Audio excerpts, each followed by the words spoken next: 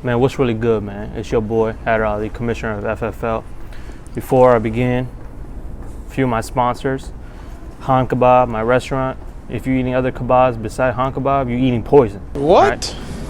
Second, More Automotive. If you're trying to get your car tuned correctly the right way, More Automotive is the right way to do it. If not, you're blowing something up. Come on, it is what it dog. is. But we're with my boy, Nazeeh Johnson, man.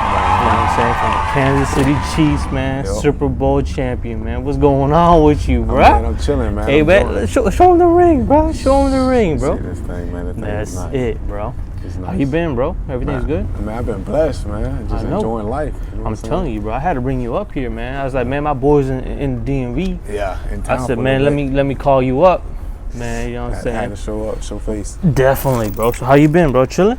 I've been chilling, man. Enjoying life. You know, working, the grind don't stop. For sure. And being a rookie, bro, winning the Super Bowl your rookie year, bro. How did that feel, man? Shoot, man, it felt like everything I worked for just paid off at that point, especially when I won. Right. I mean, getting drafted by them as a rookie, you don't know what to expect. Everything changes. Everything happens so fast. Right. I haven't had no time off. But it was just rewarding. Yeah. Because, you know, my life has been hard. And to get the Super Bowl ring, I feel like everything I went through was worth it. So I'm telling you, I was looking at it. I was like, man, my boy Nazeeh got that chip, bro. Yeah. You know what I'm saying? gotta have that chip on my shoulder, I'm man. telling you, man, being the 259th pick in last year's draft, right? Mm-hmm. 4 picks before the last pick. You feel like you got a little chip on your shoulder, bro? Man. I feel like I always had a chip on my shoulder, man. Okay. You know, starting college, I was a walk-on. You feel me? Yeah. So having that chip on my shoulder is just something I'm used to. You know, so I always feel like I always had to prove myself.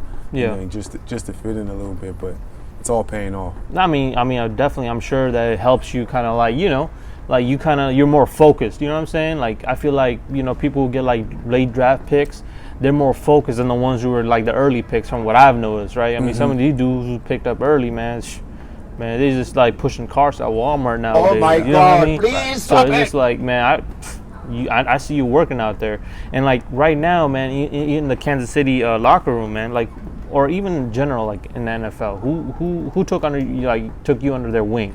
And like, you know, who's some of the players that you look up to right now in the league or in Kansas City? Some players that took me under the wing is like the safeties. We have Justin Reed, Thornhill, Right. and Deion Bush. I mean, they're older vets that have been in the league for the system for a little bit. They took us under, tell us how to move properly, you know, manage money, and how to excel being a professional. You know, you got LJ, Sneed. He looked out for us, you know, teaching me how to play corner, because a lot of people don't know I got drafted as a safety, but as soon as I got to camp, they moved me to corner. So I've been playing corner now. And how's that transition going? The transition is going good, man. When I first got put, it was a learning curve. Okay. Because, you know, so I'm up close and we pressed the whole time, so I had to get my press technique down. But this past last OTAs, I was been balling. Yeah. So, you know, a year under my belt at the position, which I'm feeling more comfortable at now. My athletic talent is starting to come. I don't have to think as much. Yeah. I know the plays like the back of my hand now. Definitely. So now I'm just making plays now. Definitely. And like, is there certain players that you like to go against, and like in OTAs, like receivers that kind of help you, you know, get at that level even more when like practicing, like some of the receivers? I like going against Tony. Okay. Kadarius. Yeah, man. Kadarius Tony. He's shifty. I need somebody that, you know what I'm saying, is going to get me out my back pedal. Yeah. I like going against MVS because he can stretch the field down the field. He's a big, fast receiver. Yeah. Sky Moore, twitchy, another guy I like going against. And then I also like going against John Ross. Okay. Because he's, you know, fast. Super right, yeah, telling you. And then also Justin Ross too, because he's a big body. You know, a lot of people know him from Clemson. And I don't know if you play fantasy, man. Yeah. Justin Ross, man. Yeah. He's on the radar. Yeah, right he's on the radar, and I've been going. Me and him been competing this all OTAs and stuff like that. But he's going to be a good asset to the team for sure. And then you got what are the top like 5 you would say corners that's your favorite corners in your top 5, man? I mean, it doesn't have to be in rankings. It can just be, you know, top 5s that you kind of look up to. It can be legends, veterans, currents. To be honest, I like LJ. I just like his work ethic because he's in the room. I see him every day. Yeah. I try to mirror my game after Alexander. Okay. I feel like he's a dog, you know what I'm saying, undersized a little bit, but I just like the way he just moves. But I really don't watch any other corners much because I'm just worried about myself at this point. But I try to take techniques from Alexander. I'll be watching him, how to get in the stance and stuff like that. So. Okay. And then, man, playing for Marshall, right, in your college career, great school.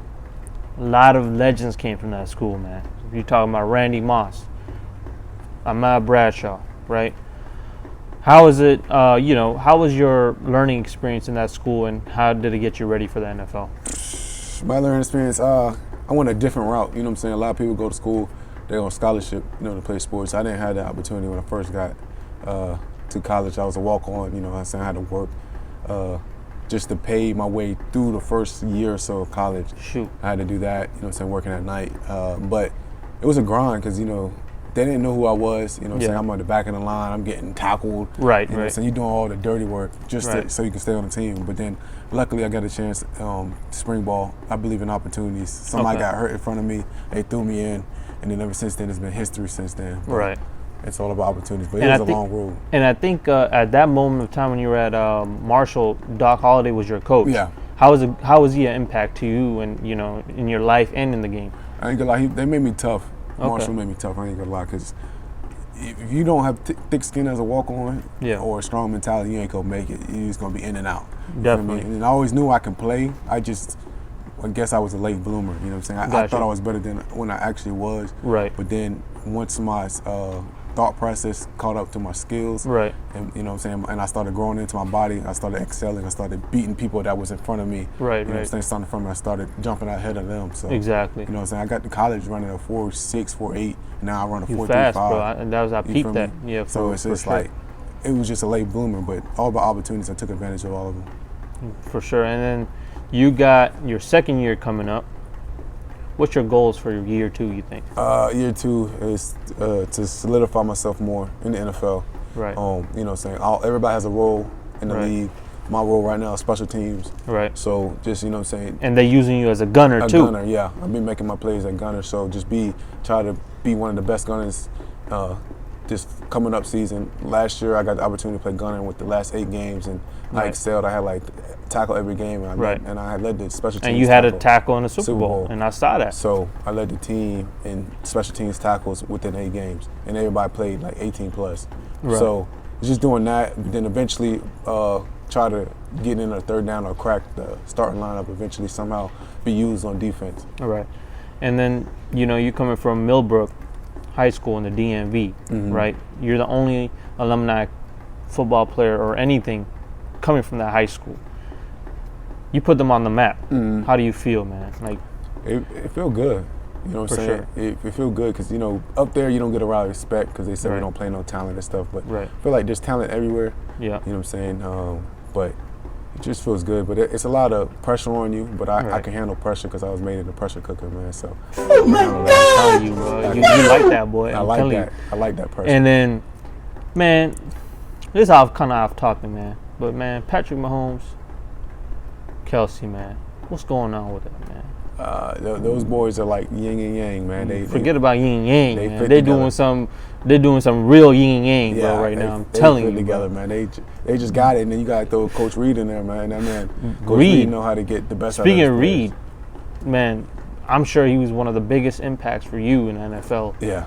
At the moment, I mean, just his coaching and you being, blessed to be with him, and him being your coach, I'm sure it's an amazing impact for you. Yeah, man, it's a blessing, man, because he, he gave me an opportunity. For sure. And he changed my life, now I'm looking at life differently, but he gave me a chance to showcase my talent. Right. And that's all I can ever ask for, really. Right. Man, that ring looked too nice. Oh, man. I appreciate that thing. I mean, shoot, man. I mean, if you want, you can let me borrow it. Bro. I don't think you already know Pat is gonna get another Super Bowl this year. Bro. Yeah, he can get another. You can just let that go. I can give you the top half. Hey, you can give it the top half, bro. That's all I can. For sure. Man, I really appreciate you coming down here, bro, and spending some time with me and having this podcast with me. Appreciate that. Man, you said you wanted to race the Evo, man. Oh yeah, my Z01, I got some for that. Hey man, Evo. guys, look, man, I gotta cut this short because I gotta race my boy real quick. So I'm gonna see what happens. Let's see what happens, man. That's good. You know what I'm saying?